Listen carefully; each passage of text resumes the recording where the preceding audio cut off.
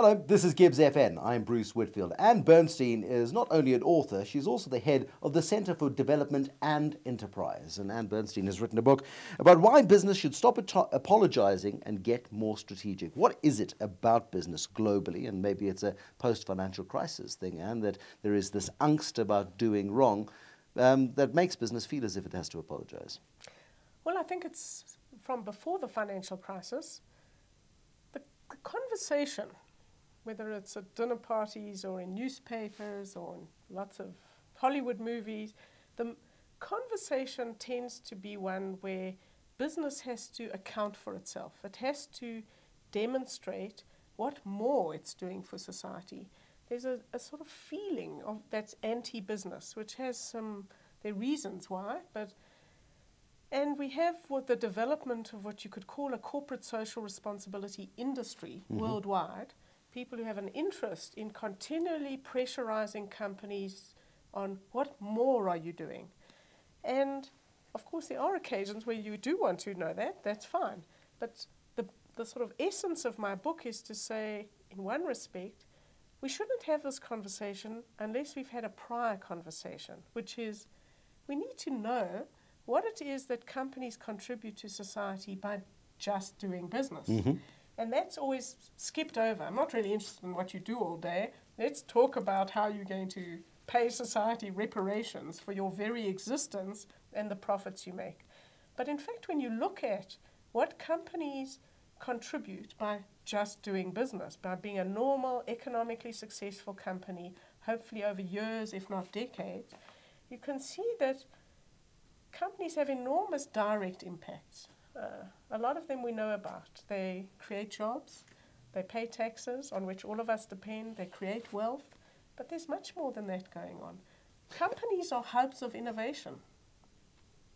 Well, no, absolutely. Companies are hubs of innovation because in the olden days, if you look at South Africa's example, for example, the hubs of innovation, believe it or not, were the Eskoms of the world, the ISCORs of the world. Sasol, as a state-owned enterprise, was the hub of innovation. And that role has moved away from government and it has moved to corporations. Without corporations, the drugs industry is a classic case in point.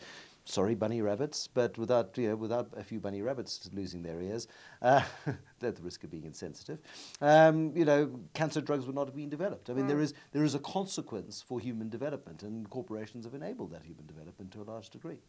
Absolutely. And so if you want to have a serious conversation about the role of business in society, which is a very important debate, I'm saying we must start the conversation on the direct impact, which we've just talked about, but also something you can call invisible corporate citizenship. It's something never discussed in a boardroom, but it's profoundly important. My favorite example is one of the global entrepreneurs coming out of India, Nandan Nilekani, head of one of the leading IT companies, was asked a few years ago, "What's your greatest achievement?" And what he said was this. He said, it's not that we've created a company with over $2 billion that's worth over $2 billion. It's that we've changed the definition of the possible in India. It's a nice now, analogy. The board never said, this is what we're going to do. But there are lots of other examples. You think of Walmart. Here's the company so many people like to hate. One of the largest companies in the world, a sort of super, super duper pick and pay, okay?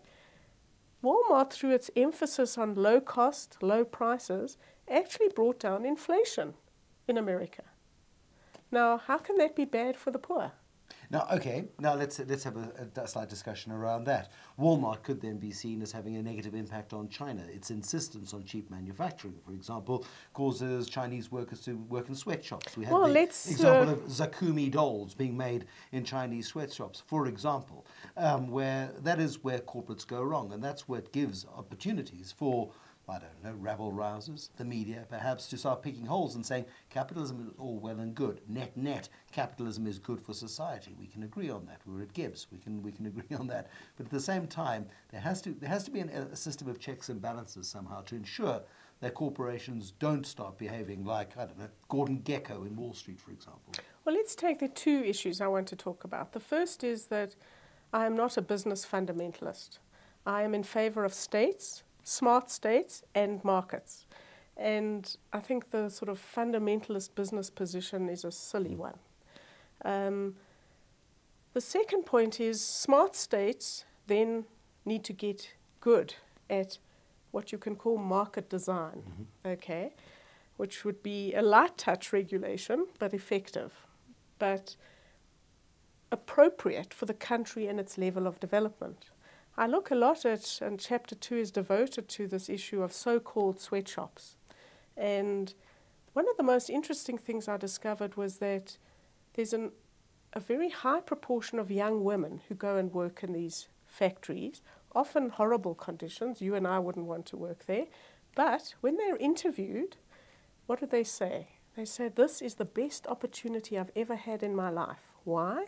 Because their other options were to stay on the farms, back-breaking rural work, or sort of dominated by their father or their husband. Here they come to the city, they get their own money from a job, and these jobs in the horrible factories are often in China, Vietnam, Malaysia, Philippines, a lot of these countries. These are the best paying jobs in town. So it's not what I want, but if you think of the fact that in Limpopo, South Africa, if you're a young woman aged 18 to 30, the unemployment rate is somewhere between 75 and 80%.